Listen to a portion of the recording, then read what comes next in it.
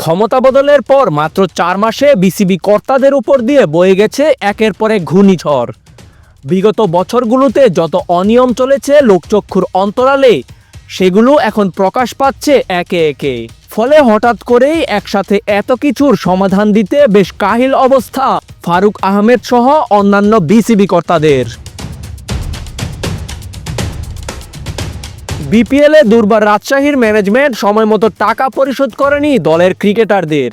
হঠাৎ অনুশীলন বয়কট করে তা সবার সামনে আনেন প্লেয়াররা। খবর পেয়েই ঢাকা থেকে চট্টগ্রাম ছুটে যান বিসিবি সভাপতি ফারুক আহমেদ।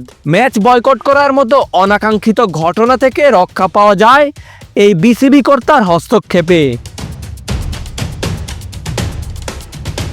গত 15 বছরে দেশের মাটিতে স্পোর্টিং উইকেট বানানো যেখানে প্রায় অসাধ্য মনে হয়েছিল, 4 মাসের নতুন বিসিবি এই বিপিএলে দেখিয়েছে দারুণ ম্যাজিক। রান খরার কলঙ্কে কলঙ্কিত দেশের পিচগুলো এখন হয়ে উঠেছে দারুণ স্পোর্টিং উইকেট। তার সুফল দেখা যাচ্ছে বিপিএলের প্রতি ম্যাচেই। সময়ের সুযোগ নিয়ে কদিন আগে বেঁকে বসতে দেখা যায় ঢাকার ক্রিকেট ক্লাবগুলোকে। বিসিবির গঠনতন্ত্র বাতিল সহ বেশ কিছু দাবি জানিয়ে ক্রিকেট বয়কটের ঘোষণা দেয় ক্লাবগুলো।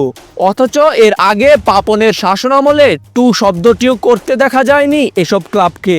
তবে বিসিবি কর্তারা এই ইস্যুতেও দিয়েছেন ধৈর্যের পরিচয়।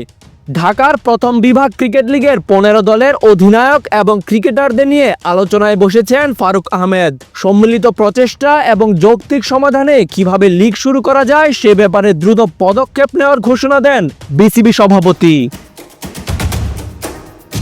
তাজিম আশরাফ, বিডি আর্কাইভ।